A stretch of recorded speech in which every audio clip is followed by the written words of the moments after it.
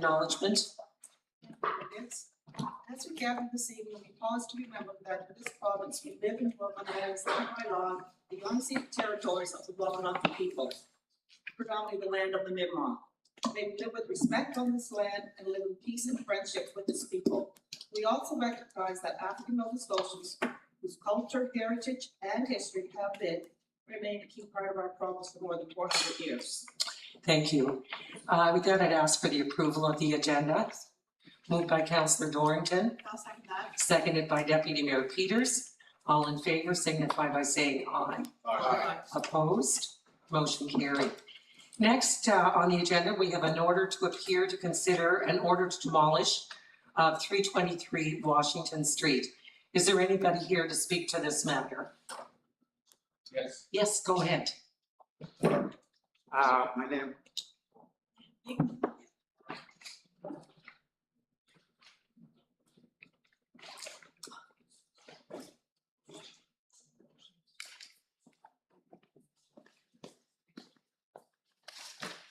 My name is Magic Sambala. I live in Bedford, Nova Scotia. I'm a former runner. Maybe some people may know, maybe not. I ran the Johnny Miles and the Roy Oliver 10 mile. So I'm originally from Malawi, Africa. I was sponsored here by a Canadian named Helen Landry. She sponsored me here to study. I have been here, I've been 41 years this year in Canada. So professionally, I'm an architect, but I'm doing my own little projects because I've been working with a lot of developers in Halifax. So I decided to move on my own. So I came here for 323 Washington. I bought it roughly 4 years ago in order to do what I love most. I'm a designer. If you go in Halifax, the bunch of buildings I have done for these developers. So this was basically my first building purchase. And I know that the property had a lot of issues right at the beginning. Basically, we inherited an eyesore. And have been working on this project since I bought it, actually. And in some way, we could say we neglected, but we haven't been doing anything. So right now, we propose to do 31 units apartment building. Ideally, we would like to keep the building, but based on the condition, there is a plan somewhere. You guys may know, maybe not. This is the building. So I divided into 3 buildings. It seemed like the building was built over time. So we have the brick part of the building and the metal part. I think this was run as an office. Right now inside is pretty good. Really, you could rent it if you wanted to, just on this part of the building. But this part of the building where I have the red is where it's affected. When we bought it, I know it was leaking. So it has caved. One of the gentlemen contacted me that the building has caved in. Have you seen? No, I haven't been coming around too much. I just drive by, look quickly and go.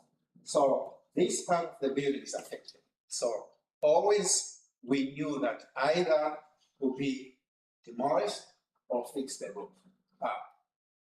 Obviously, I thought it would be fixing the roof. But at the moment, what I see, it could be one or the other, which means basically we have to order new trusses, etc., etc. So I have been working with structural engineers and financing. The financing sort of in place. What we would like to do is we would like to do building called Building C, which is the brick part of the building. And this part, we are going to determine what we have to do with it. This part, the building is pretty good. There's more like a line somewhere here, actually inside there is the original old house. It's still inside. So it's pretty good. This is 2 level, this is 2 level, this is a single level. But the idea I would like to work on, even all my financing individuals or companies, we propose to do this phase 1. This would be 8 units apartment building, apartment. And there is a connection between these 2 buildings. And if you block this, like basically this is good. So that's what we would like to do. We'd like to do this at the same time, work on this. Financially, it seemed to be well. I've always presented that we want to do the roof and this at the same time. I think I was talking with the development officer, and she has suggested that I think you wanted to hear something from you what they plan. It's basically the first phase. I'm working on a project in Truro right now. I think we'll have a month, 2 months to finish it. So ideally, I wanted to negotiate with the payment team. First of all, I know we have to get development permit in place and this amount of units. We have initiated with the city, not the city, the development department about 2 or 3 years ago, and we were told what to do. One of it was to provide a survey, which we have now in the plans, and another one was parking. He had felt that the parking shouldn't be as much, and that's, I think, it's in the drawers. So ideally, as I said, we would like to move forward for framing for the first 8 units.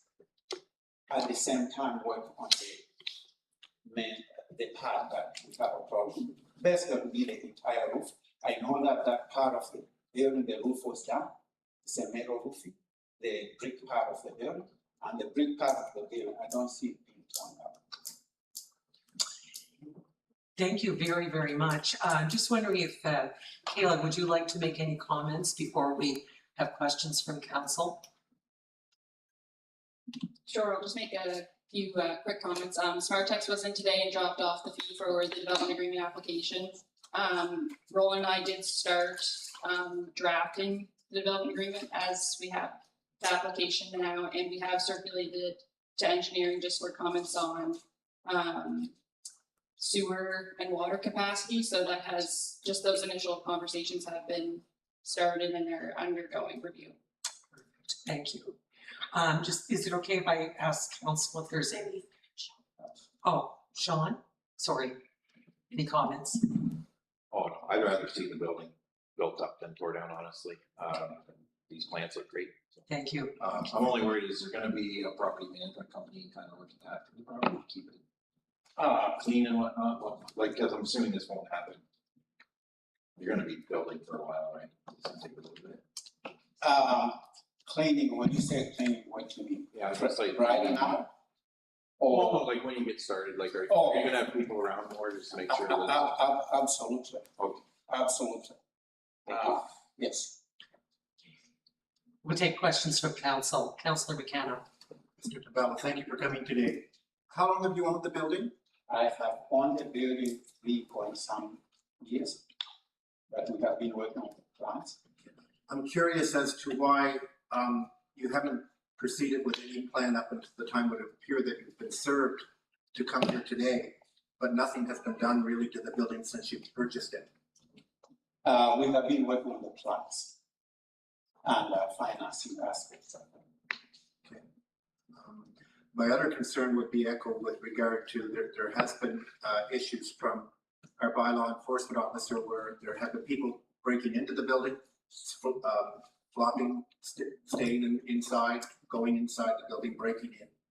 And I would certainly, because it's the ward that I represent, I would want some assurances that you're looking after that, not the town, to make sure that the building is secure going forward, because it hasn't been. we are going to try to do that, not we're going to try, we're going to do that. As I said, we're finishing our project in Truro, and this was supposed to be the first priority. It all depends if the planning gives us the development approval and construction approval for the brick part of the building, we are ready to come. Do you have architectural drawings? I'm an architect myself. Yeah, We're working on construction drawings at this moment. The plans are here. These are more these are the development application package.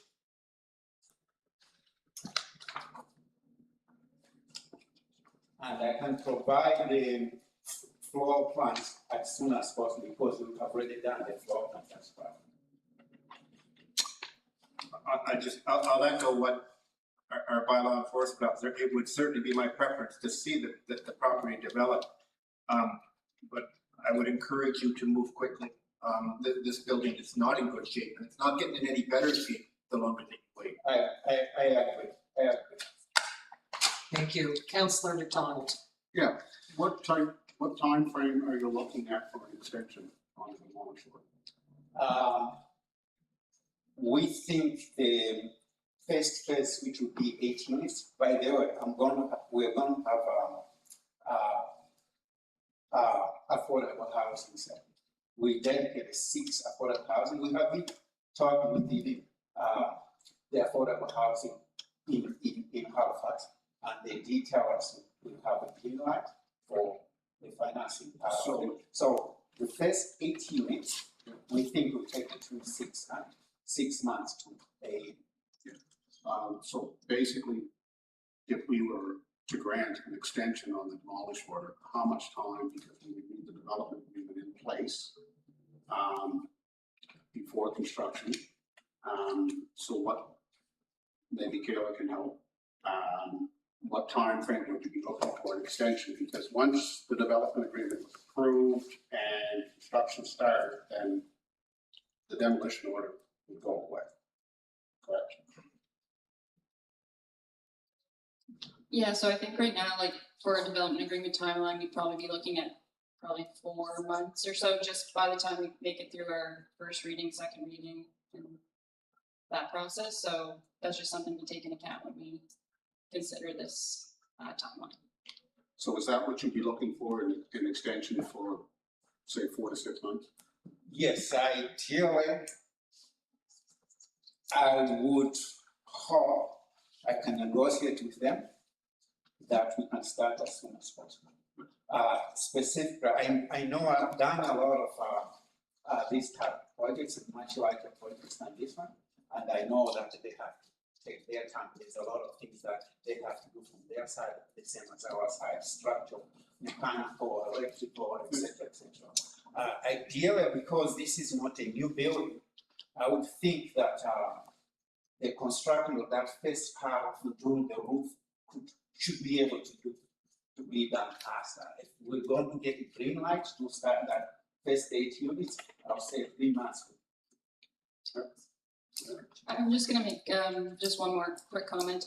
I don't want to speak for the building official, but I did circulate it to him as well, just for review, and he came back that he was looking for some construction forms, like engineered sign forms, and I think he was also just hesitant to approve working on the roof until he had these forms signed off, but those are definitely discussions we can have as well when drafting the development agreement.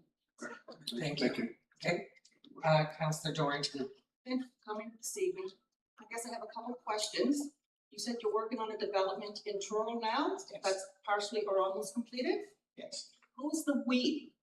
Like what engineering companies or construction companies, whatever it is, and would you be working with those same companies if you got the development agreement, green-light development agreement here? When I say we, I'm talking about my family own this, and I'm an architect, as I said, and I do this myself, and then I have people who also work for me. Do you, over in Toronto, you have a project manager though? Uh, Because I would think that with your other projects, you would not be able to take the lead on I overseeing. am, this one I manage myself, but I don't intend to manage this one myself because it's too far.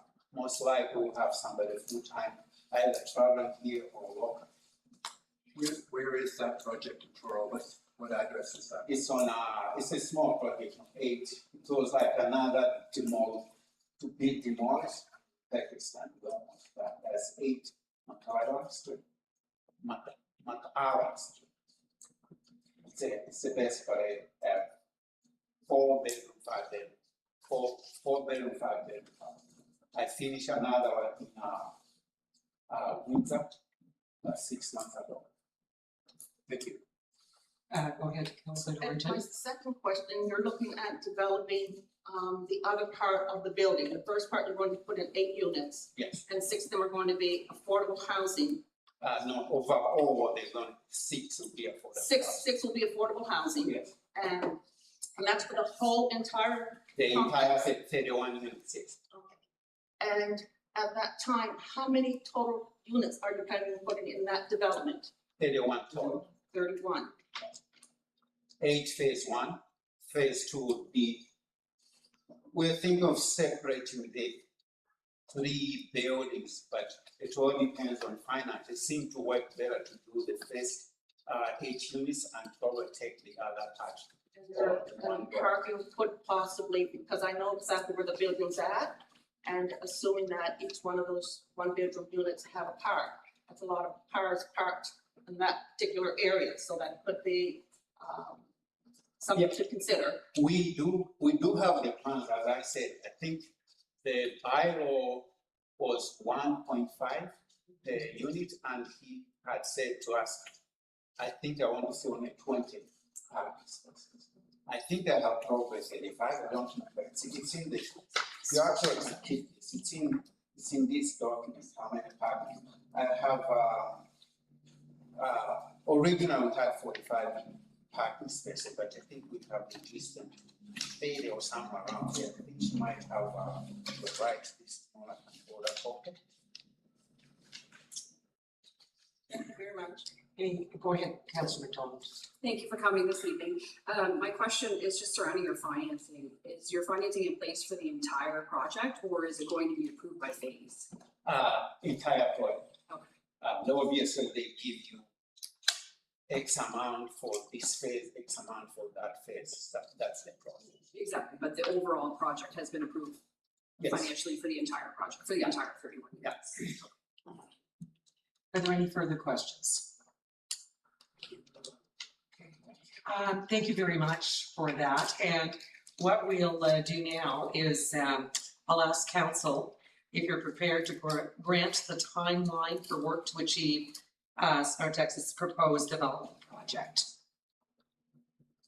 Would you? If you are open to that, we will put forth a motion. Can we just talk about the timeline momentarily? Just because are we looking at 4 to 6 months right now? Because I would prefer to see that us come back maybe in 2 months to see where the development agreement is and to see that we have a property manager in place that's ensuring that the units are secured and that the town is not, undertaking to continue securing the property. Maybe. Go ahead. Madam Chair. I'm confused as to how do we bring this to our planning advisory committee? That's where we. So what happens is, the application has to get made, Yes. and then the proponent will work through Kayla. And then the planning department will prepare a report, and then planning advisory will consider it. That's why Kayla had referenced that it's about a 4-month process. So up to now, there's been no formal. No, because the application was just submitted today with the fee, so that kind of starts the process. So if you weren't here tonight to defend yourself, so to speak, okay, for not having done the work that was required tonight. So then this would be just continue going on as unsightly property. So I think I agree with everybody who would say this is an unsightly property. And we have the working pieces here to either have that demolished or have you come and make a convincing argument to sell us on taking you this another 4 months or 6 months to go through the steps. Okay, right now, we haven't personally as a council dealt with this. So I'm just looking forward to maybe giving you a chance.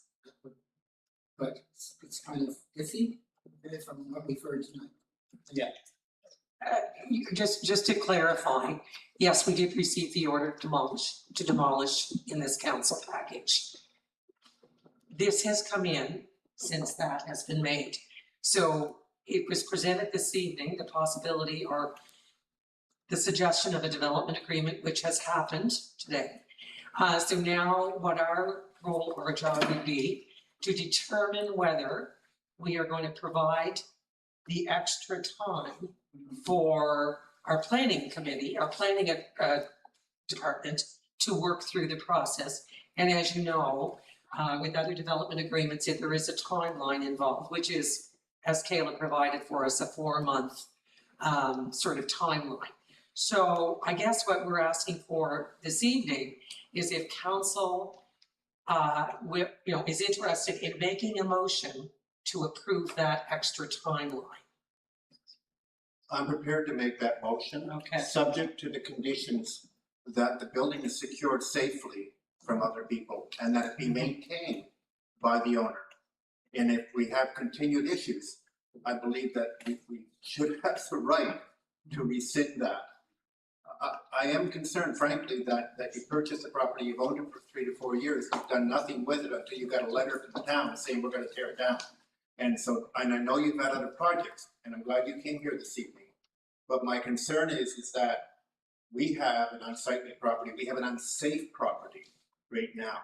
And if you want that extension, I think it's incumbent upon you to make it secure, and so that other people are not going in there, possibly damaging your property further and or getting injured inside your property. So I'm prepared to make that motion on that condition. Okay, I understand. just 1 sec, we'll get a seconder for that. 6 months. 6 6 months, months. okay.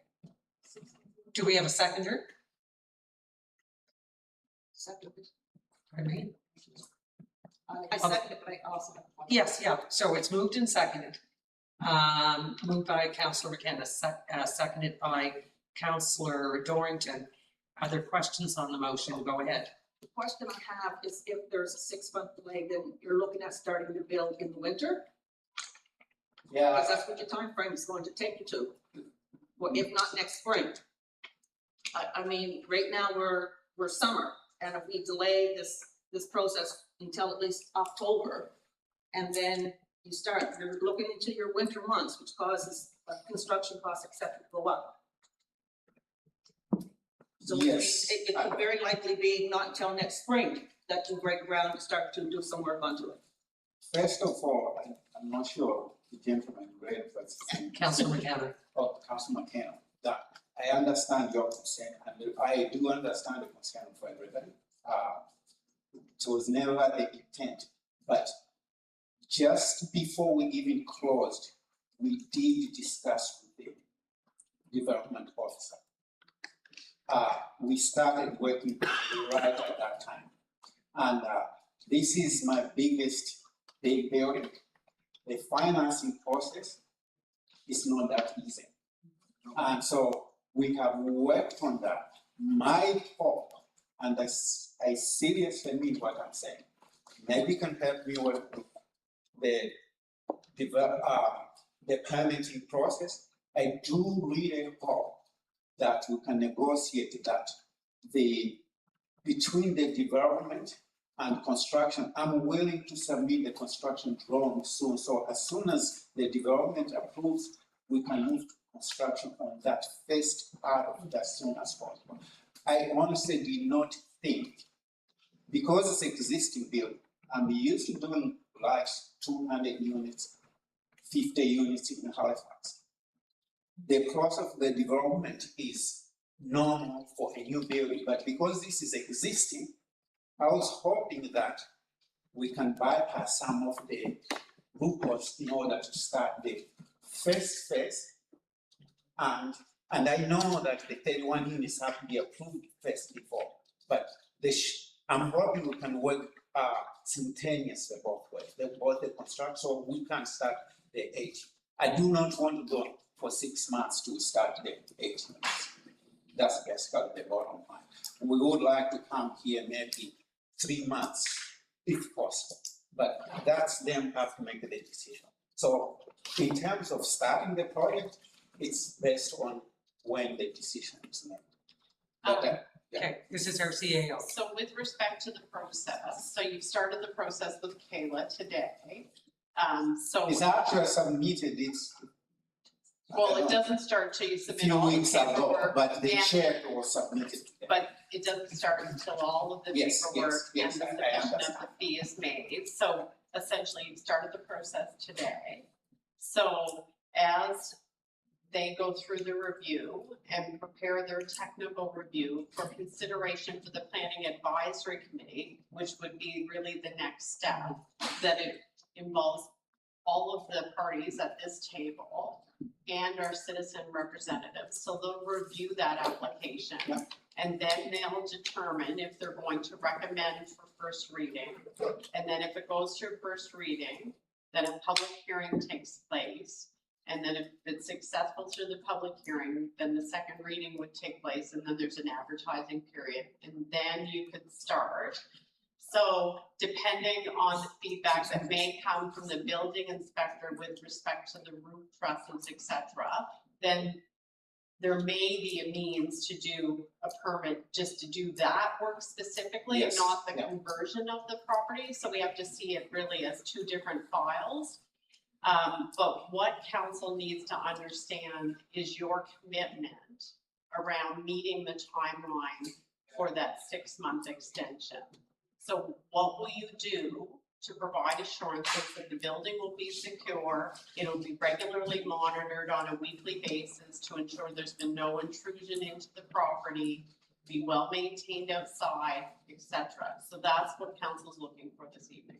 We'll be working with those involved to make sure that we look after.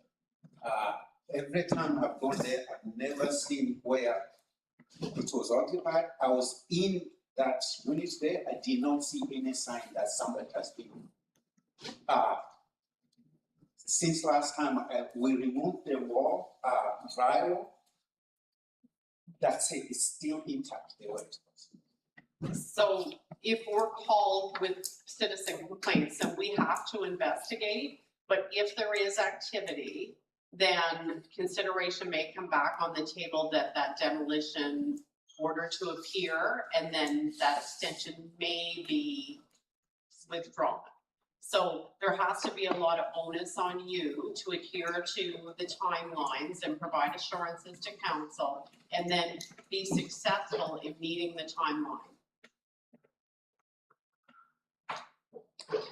Okay, so with all those things taken into consideration, we have a motion on the floor, and it's been moved and seconded. Are you ready for the question? All in favor signify by saying aye. Opposed? Motion carried. So you have been granted the extension, and we'll be following closely the next steps, and I wish you all the best. Thank you. for coming.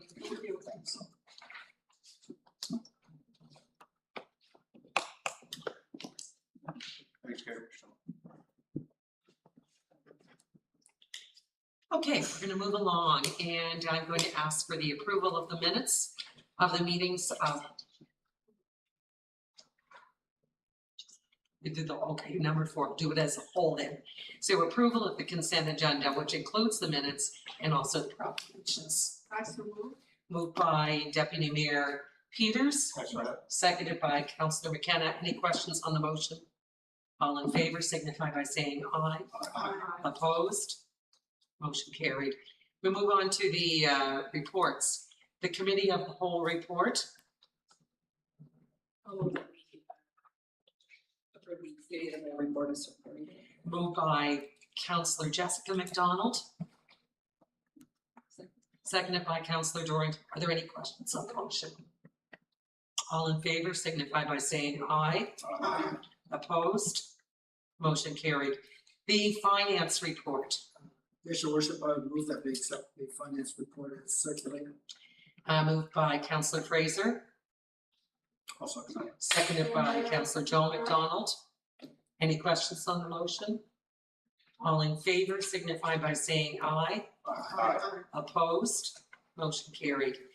The engineering and public works report, Worship, I'll move that we accept the engineering and public works report as submitted.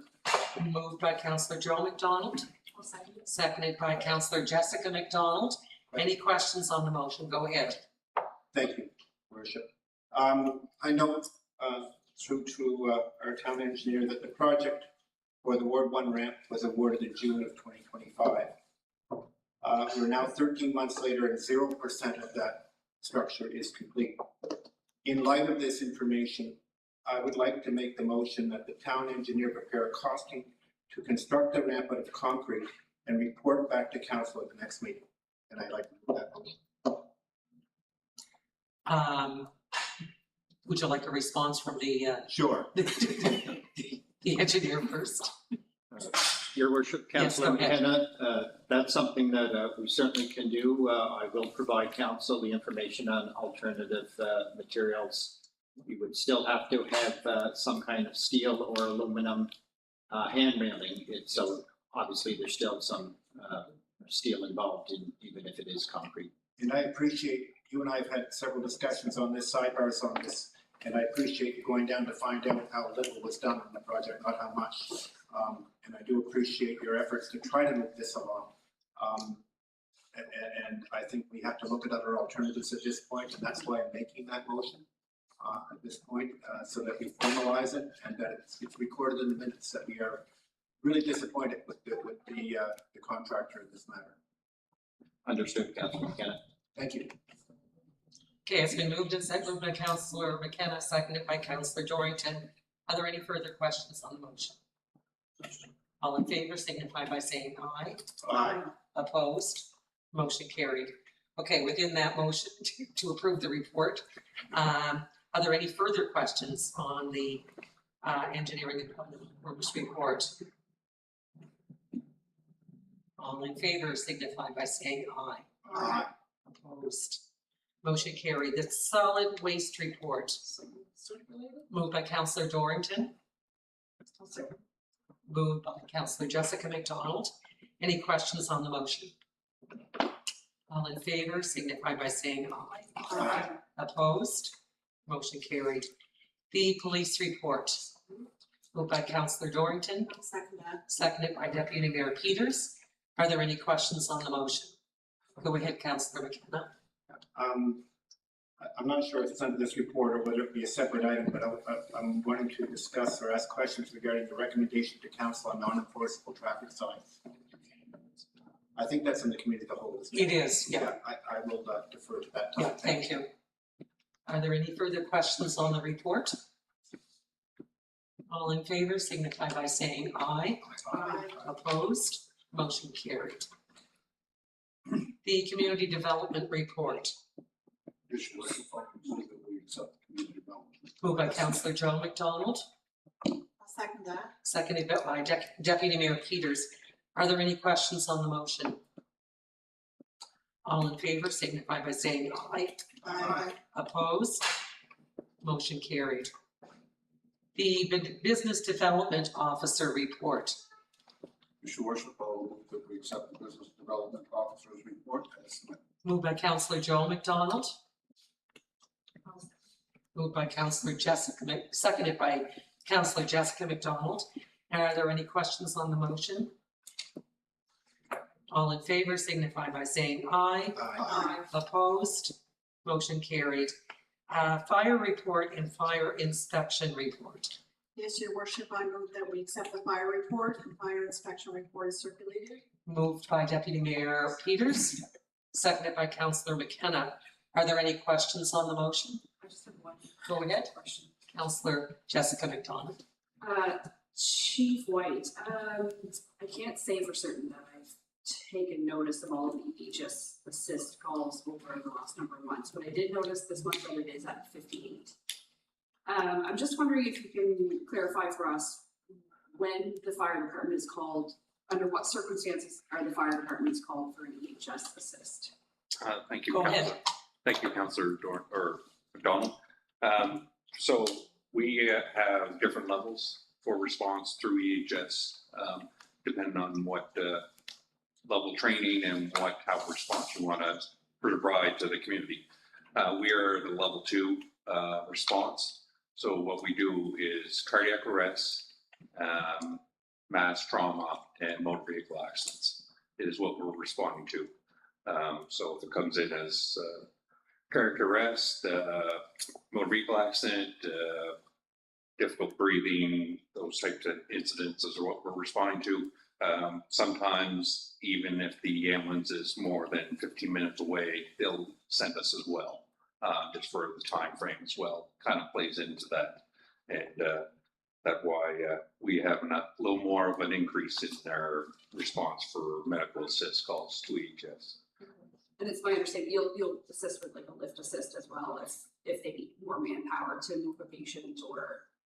Yeah, so that was a little bit abused years ago, but now EHS is getting better, and it's more for, they call them technical extrications for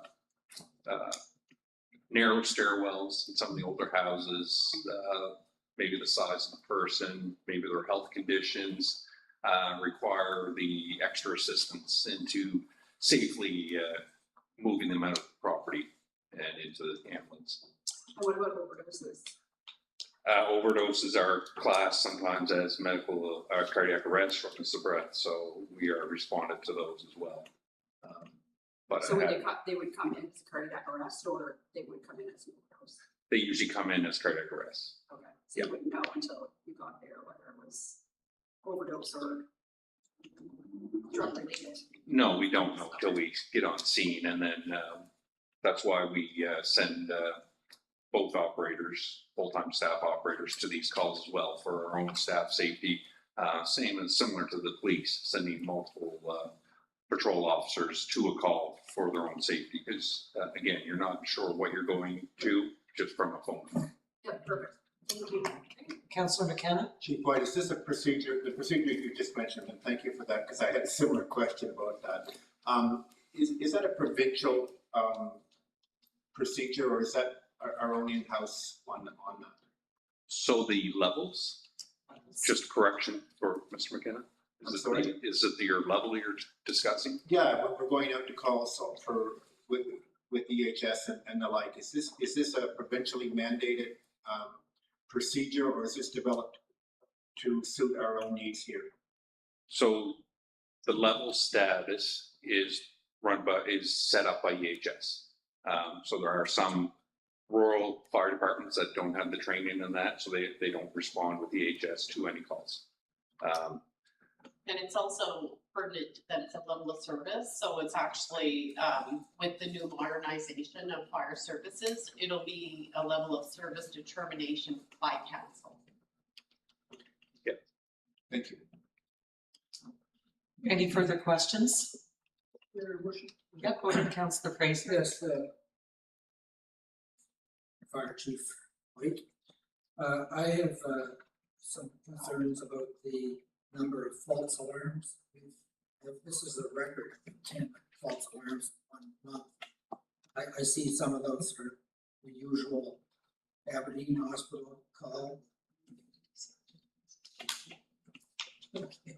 I just wonder what further explanation you might be able to give to, are these alarms triggered by people who have nothing better to do, or is it something serious that we have to respond to? Councillor Fraser, thank you for your question. Most of the time for the month of June, it's more weather dependent. It's the humidity in that, which affects the sensors. Sensors are monitored by alarm company. They call it in. Most of the times the owners are very embarrassed that we're responding, And again, it's not a false alarm until we get there because we have had calls, actual fire calls to hospital and other locations. So we can't treat them and just send one or two people to a call on the possibility that it could be something serious. Okay, any further questions?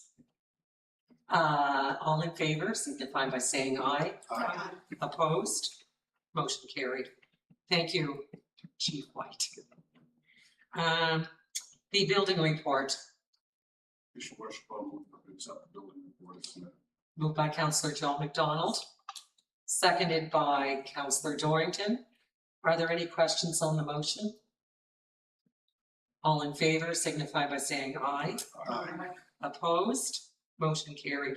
Just a reminder to council that we are being recorded so that you speak in as much as you can into the mic. Our information technology report, I'll move that we accept the information technology report as circulated. moved by Councillor Jessica McDonald, seconded by Councillor McKenna. Are there any questions on the motion? All in favor, signify by saying aye. Aye. Opposed? Motion carried. And our last report, the Human Resources and Corporate Communications Report, I so move. moved by Deputy Mayor Peters, seconded by Councillor Fraser. Are there any questions on the motion? All in favor, signify by saying aye. Aye. Opposed? Motion carried. Thank you to all the staff for your excellent reports. Next, under new business, we have our accounts. Yes, your worship, I would move that we accept the accounts as circulated in our package. Moved by Councillor Fraser, seconded by Councillor Joel McDonald. Are there any questions on the motion? All in favor, signify by saying aye. Aye. Opposed? Motion carried. Thank you, everyone, and a motion to adjourn our council meeting. Moved by Councillor Joel. Thank you. We'll just take a couple of minutes before we move into our committee of the whole report.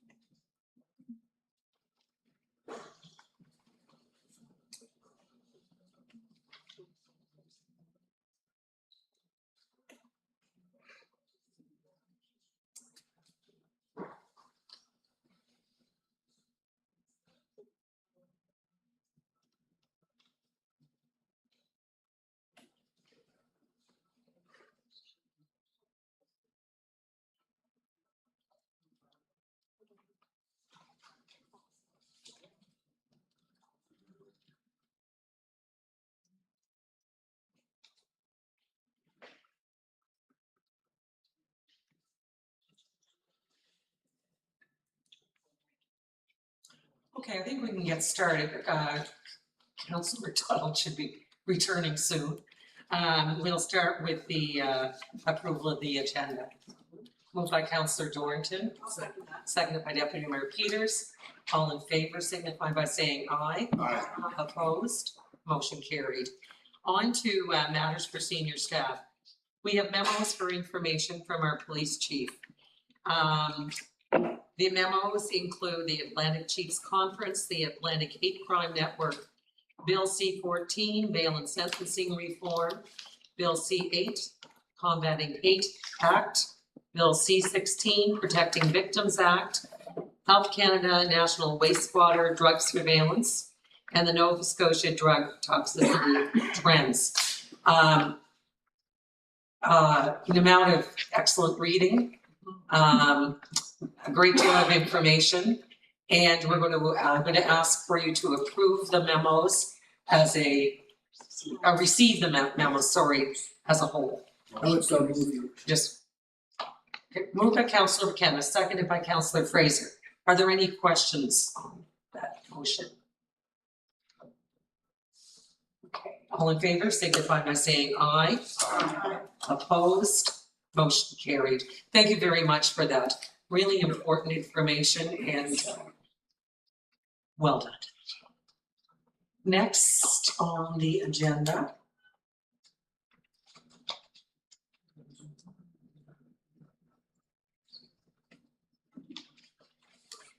We have a recommendation from the police chief on a municipal policy for non-enforceable traffic signs. It's in your package. The recommendation is council approve a policy direction that the town of New Glasgow will not install, maintain, or approve non-enforceable traffic signs that are not recognized within the Transportation Association of Canada Manual of Uniform Traffic Control Devices for Canada, provincial traffic standards, or authorized under the Nova Scotia Motor Vehicle Act. And further, the council direct that requests for non-standard, non-enforceable traffic signs, including but not limited to children playing, disabled child, autistic child, deaf child, slow children, and similar advisory signage not be subject to formal review by the traffic authority. And further, that concerns giving rise to such requests continue to be evaluated through established road safety, complaint process within the Glasgow Police, traffic engineering, enforcement, education, and traffic calming processes where appropriate. That's the recommendation. Moved by Councillor Dorrington, I'll second that. seconded by Deputy Mayor Peters. Questions on the motion, Councillor McKenna. And I want to echo as well, Chief, the excellent reports and details and documentation you have and how you build up your case on this is also admirable. I struggle with adopting this. As some know here that there have been several requests for such signs in Ward 1 and had been passed along to the Chief of Police, and he's done an excellent job with this. But I'm concerned that instituting such a policy may appear that we are inert to such concerns of residents or the appearance thereof. And some of the things that I did notice is that radar speed signs, like the one on Vale Road, does seem to be an effective measure, according to what I've read online and doing a quick search as well. And I also note that in the online reading that I did today is that speed radar policing does work as well in areas of concern around that. I'm not sure that we do a lot of work with regard to speed enforcement anymore on that. We used to have someone, I think, before my time that was specifically assigned to that matter, and we don't have that anymore. So yeah, I have concerns about how this appears to those. I also know that you're looking into speed humps and would like to know, because that is related to this issue, where we're at with that as well, Chief. Thank you. Yeah, thank you for your comments, Councillor McKenna, and great opportunity to lean into this with an evidence-based approach. And I completely appreciate and understand the optics of taking a stance or a position like this. However, I do think that we need to always be critical of what we're doing, reflecting on our own service, but as a collective, and look how we're using our resources, because obviously there's a finite number of resources and finances. And what I can say from all of the evaluations and all of the requests that I've entertained or that I've done, studies that I've done for requests of these signs, it's not really the sign that folks are looking for. It's deeper issues related to either a combination of perceived speed, environmental concerns, intersection-related concerns, children playing in the streets or on the sidewalks. So typically, if you dig deep into it, it's not simply about the sign. When you start talking to these folks, they have very particular concerns. So going back to the evidence side of it, there's no evidence to support that the non-enforcement signs have any benefits, whereas the other measures, the speed calming measures, the environmental engineering studies, the implementation of enforcement education, both education for the motorists, but education for the children as well.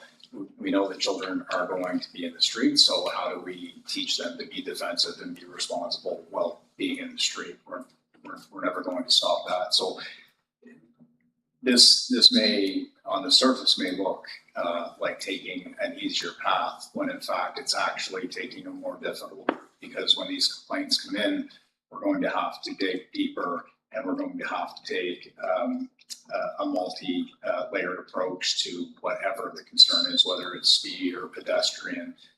Typically, like I said, it's been a combination. So when I took a look at the research and the data that was available, and I compared that to our studies, our complaints over the years, and I just simply looked at it from an evidence perspective, and simply putting up a sign, it may make somebody feel better, but we know that there's no evidence to say that it makes the environment any safer whatsoever.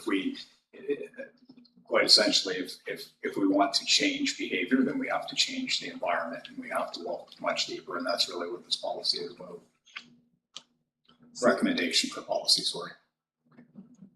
Thank you. Any further questions? Maybe I missed something again. Go ahead, Councillor Fraser. I take it that school signs in the area would be standard right across the province in this part of your recommendation.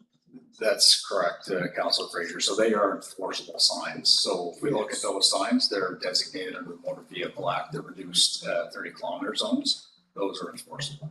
And then when one of the ones that catches me all the time, because it sounds serious, is an autistic child lives in this area. And is that where on the spectrum does that fit in terms of? I think there's alternatives to raise that awareness. I think there's value in raising community awareness for those types of concerns. I don't necessarily think that road signs, because we can get into an issue of having too much as well, and we have sign pollution, and it has the adverse effect where people are not reading because there's too much, or they're distracted, or they're inundated. So there is a theory in traffic study behind sign pollution as well. So I think that there are alternatives to raise awareness about vulnerable people and community, other than just street signs, non-enforceable street signs. I appreciate that. But I also thought we were on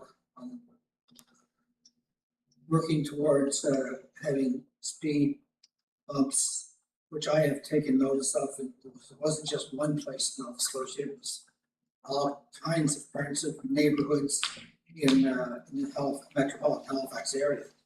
And I'm wondering if they are would be regarded as a discretionary kind of, So the speed humps, as we know, as a speed calming device, are effective. Those are the things that I suggest that we ought to be looking at. When we change the environment, we change how people behave. And I've driven through many of the residential areas that do have the speed humps, and I know that my own behavior changes, and especially you look at other motorists, and it's quite evident, and the evidence shows that. So the studies before and after measuring the speeds, they are effective. The one other thing I think it's really important to note about this recommendation for policy as well, and it's on page 3, And given the fact that there is no provincial standard or guidance from the TAC manual that authorizes the signs, the decision-making becomes increasingly subjective, and that creates an inconsistency for an application that could be looked at in terms of unfair or inequitable. So if we don't have a process to evaluate these signs because one does not really exist, and we're approving or not approving, really are we doing that objectively? I would argue that we're not. So if we're going to approve these, we would have to approve them all, or take the recommended approach here to not approving, because there is no application, there is no standard process, because they're not regulated signs. Okay, are there any further questions? More a comment. Go ahead, Deputy Mayor Peters. So to be clear, this is just to remove that we do not endorse non-enforceable signs. I would like to thank you very much for your evidence-based approach and all the attention that you put into this.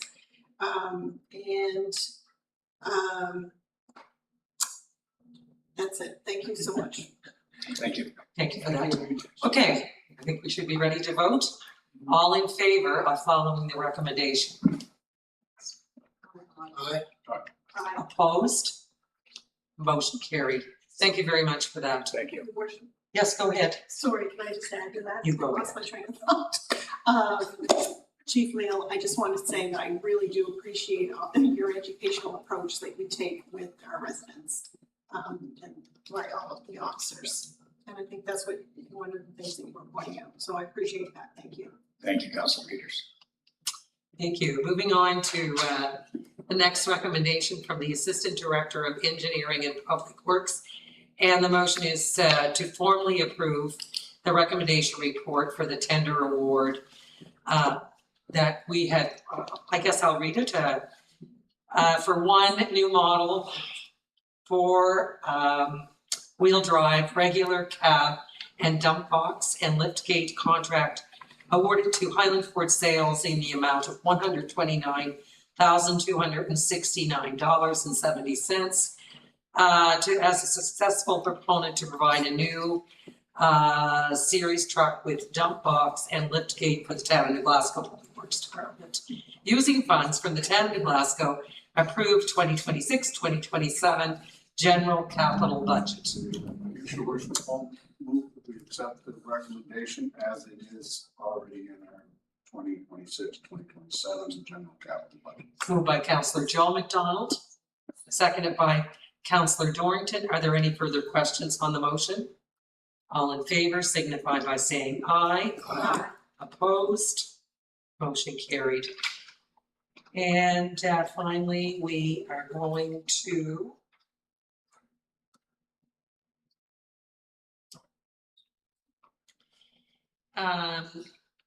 if there's a memo from our community, Director of Community Development, the Equity and Anti-Racism Plan update in your package. If we could have a motion to receive. Motion to receive.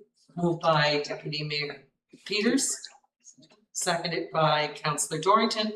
Any questions on the motion? All in favor signify by saying aye. Aye. Opposed? Motion carried.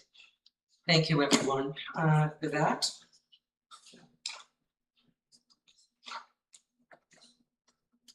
Under unfinished business, we have the Victor County Fire Fit Championships update. Just to move to receive. Moved by Councillor Joe McDonald. Seconded by Councillor Jessica McDonald. Questions on the motion, Councillor McKenna? A quick question. Will there be round-the-clock security to ensure the site is not vandalized but not in use?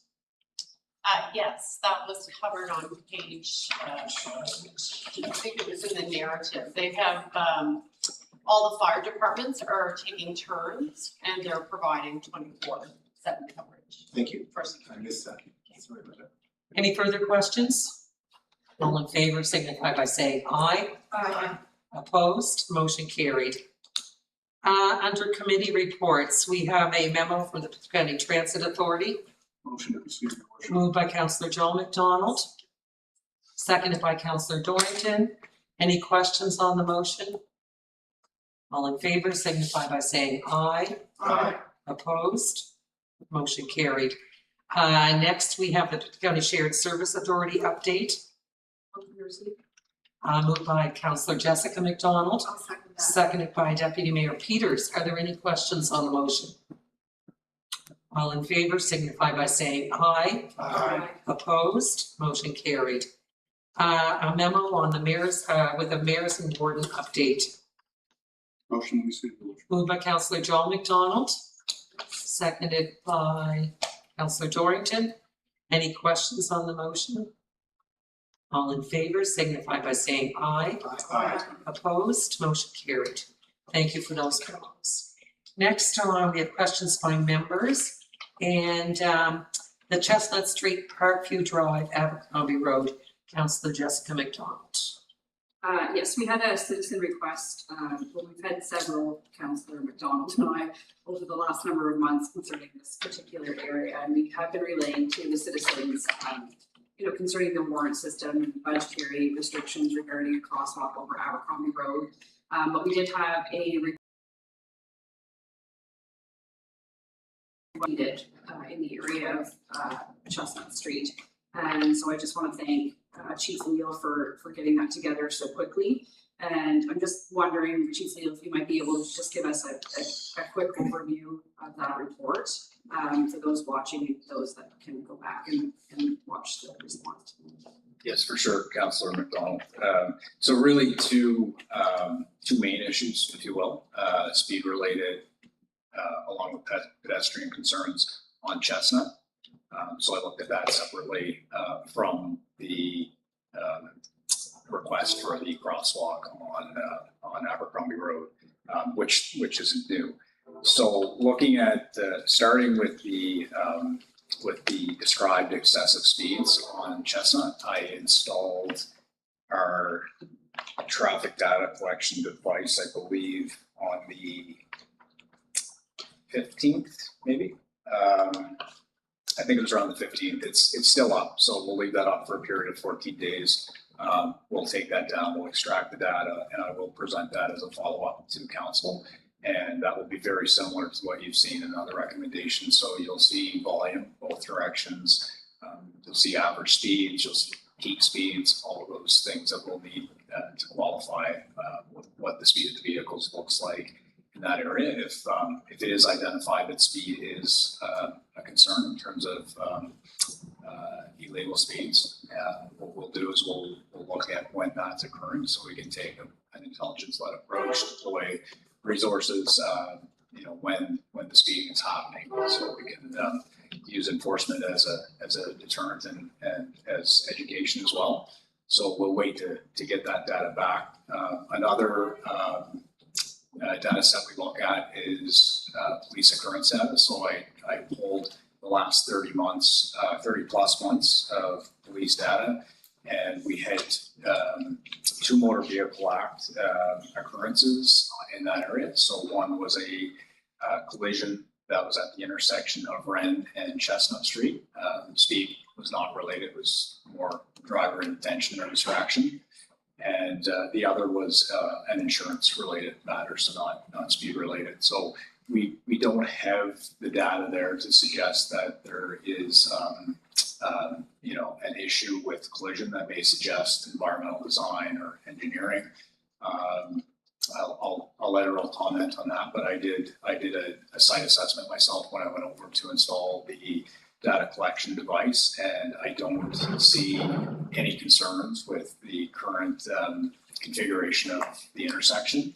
And again, the other thing that will be very helpful with the data collection device, it will give us the volumes, and we can use that to look at the intersections. And there is guidance from the TAC manual that dictates, among other criteria, that'll help us determine whether or not other stop signs may be appropriate or needed at 2 of those intersections on either end. So there is some decisions pending, the data, but it is obviously it's a newer area, and know, the population has grown over the past number of years, more residences and more people and, you know, more foot traffic and, you know, like any other area, eventually I'm sure there will be sidewalks, but that all takes time and planning. And so then the second issue, it's been, I know it's been addressed in detail by engineering and I'll leave that to Earl, but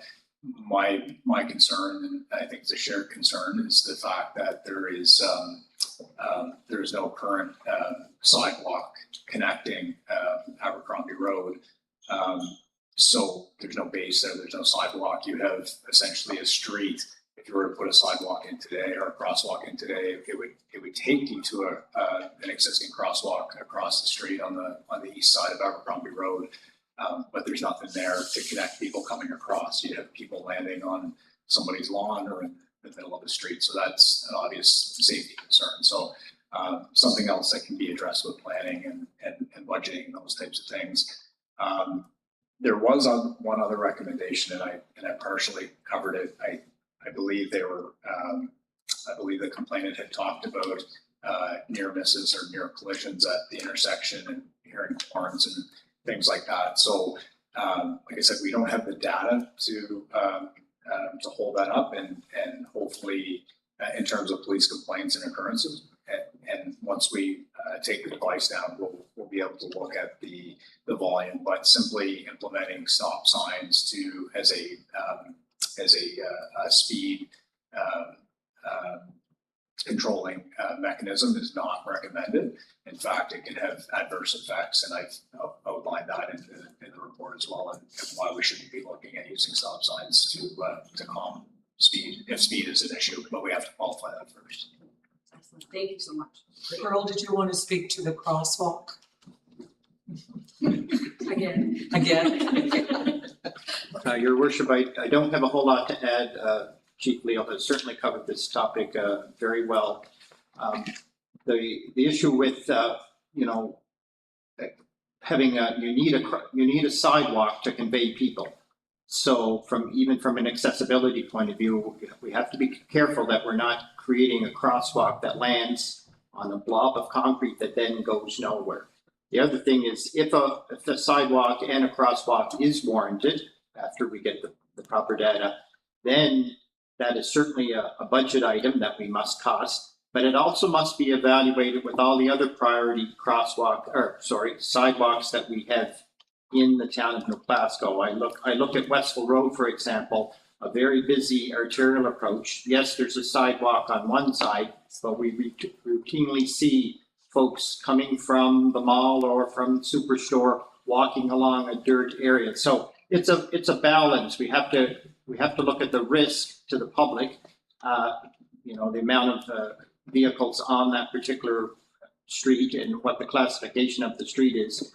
So mind you, if we came back with a report and said, yes, we should be constructing a concrete sidewalk here, then it doesn't mean that next year that's the number one priority. We have so many in the town and a limited budget, so it's a struggle. So with their, accessibility plan, we do recognize we have to look at the areas that are being used the most. So yes, children, or if it's near a school or near a church or an activity, they're all considerations. So. Thank you for that. Thank you. Can I just ask one question? I'm just curious. Is it illegal to cross a road without a crosswalk? Is that illegal? Is it jaywalking, I guess? By definition, yes. Okay. But of course, discretion would be wisely used. And more in particular, I look at it, was there an available crosswalk? That was reasonably accessible. So that I wasn't sure. I didn't know if walking across the street, not using a crosswalk, is actually illegal. By definition, it is.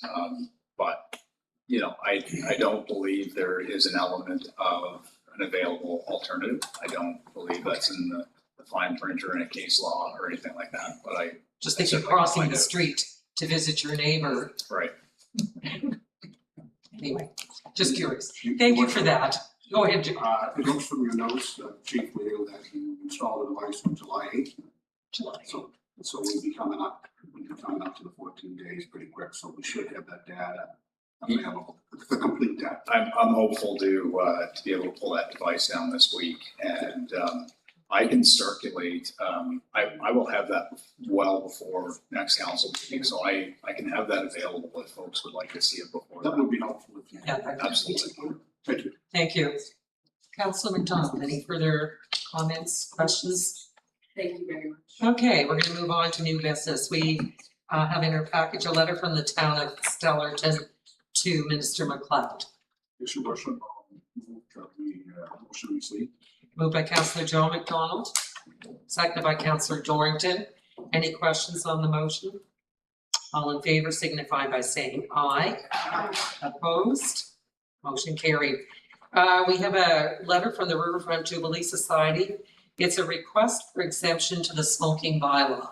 With this, yeah, I move that we accept, that we provide the exemption. moved by Councillor Jessica McDonald, I'll second that. seconded by Councillor Joe McDonald. I will Any- note- I will note that we do, approve that every year. This is the third year, correct? Yep. All in favor signify by saying aye. Aye. Opposed, motion carried. We also have a request for a street closure for the downtown night market, which is being held in August. Can't remember, August the 18th, or August the 15. 15th, okay. So, consideration for that request. I'll move it and accept that. A motion to Motion. approve the request, Exactly. seconded. Okay, seconded. So moved by Councillor Joe McDonald, seconded by Councillor McKenna. Are there any questions on the motion? Before the question, I just want to say that under any other circumstances, I would be inclined to approve the request, even given the budgetary request at this point, but just given that it is the festival of Tartan weekend and there's a lot of resources that have to be used, and we've just seen the return of that festival. I just want to make note of that before we go to the vote. Yeah. That's good to note. Go ahead, Councillor McKenna. My view on it's a little different in that I think that this is an initiative that citizens are undertaking, and it's had a great success so far. I think the downtown, with the closing of the Royal Bank, with the fires that we've had, I think we need to show the businesses downtown that we want to support their efforts to do this, and I think we need to send the right message to find a way to fund this. Noted. I just have a question about whether or not we have the resources for that evening. Can someone speak to Cost or that? not. Yeah, like, can someone speak to whether or not we actually, if we were to go ahead and provide the street closure, do we reasonably have the resources for all of the events that evening? I can't confidently say that because we'll actually be hosting the Kaylee at Saturday evening, which there could be some traffic flow issues with the closure of Provo Street if there's people actually coming to town. And Earl may be able to speak to the requirements for the public works material to close the street. Yes, CAO Lisa McDonald.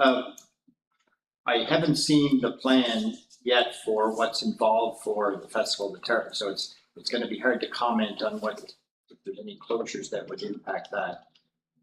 No, there's no closures. It's actually in this facility. It's just the traffic flow to access Glasgow Square, and I don't have the full plan of what the closure looks being proposed for the downtown.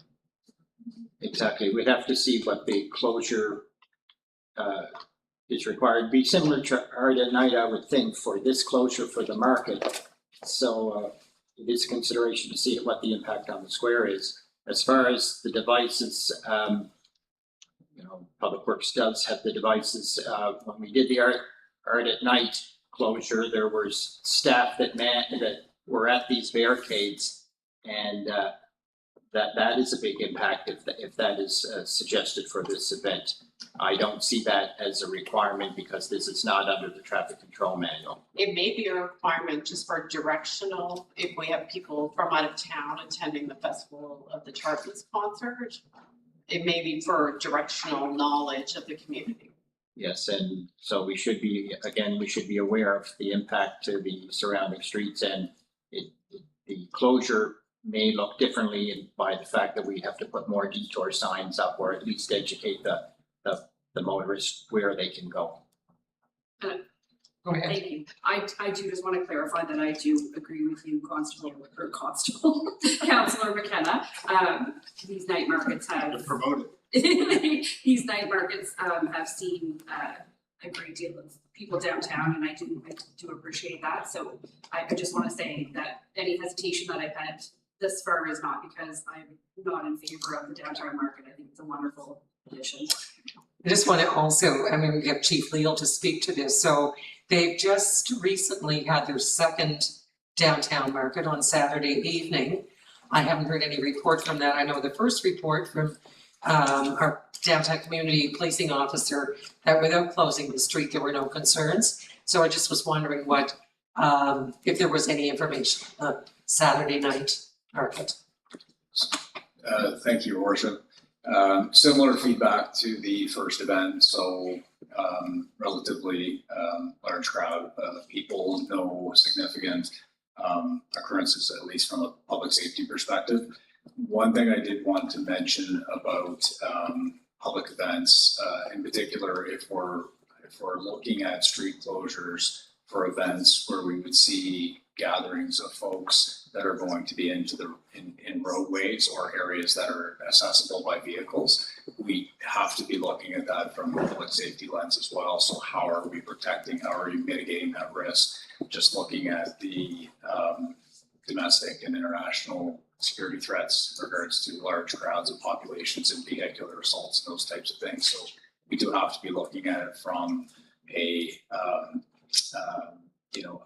more a barricade that has more capacity in terms of protecting people, barricades that can be moved for emergency vehicle access. So there are more elements and a little bit more planning when we talk about putting people in areas where vehicles normally have access to, or if they could still reasonably have access if we were using soft barricades. So we do have to look at it from that angle as well. Thank you. Any further questions? Okay, ready for the vote? All those in favor signify by saying aye. Aye. Opposed? Motion carried. There's a memo in your package for the September council date. Request to have a change. Moved by Deputy Mayor Peters. Seconded by Councillor Dorrington. Any questions on the motion? What time? You would be the. 16. If it's balmy, we'll be here. Thank you. All in favor signify by saying aye. Aye. Opposed? Motion carried. And we also have a memo in our package regarding modernizing ground search and rescue.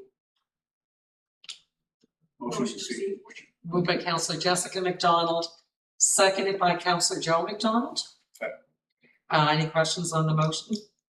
All in favor signify by saying aye. Opposed? Motion carried. With that, I'd ask for a motion to move in camera. Moved by Councillor Dorrington. With that, we'll say goodbye to staff and media. And is there anybody required to stay from staff? Okay, thank you.